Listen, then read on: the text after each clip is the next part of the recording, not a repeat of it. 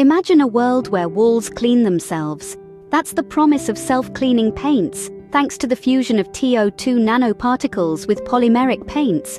However, this magic blend comes with its own drawbacks: polymer degradation and toxic emissions. But fear not. Scientists have introduced a method to synthesize non-metal doped TiO2 nanoparticles using waste valorization. These modified nanoparticles are fused with phosphate, imine species, and carbon, creating a stable compound that withstands temperatures up to 700 degrees Celsius. The results?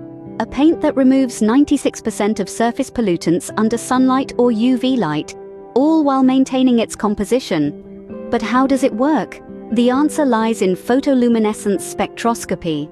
The dopants in the paint inhibit photo-induced electron-hole recombination 7.3 times more effectively than traditional photocatalysts. So welcome to the future of paint. Self-cleaning, environmentally friendly, and derived from waste valorization.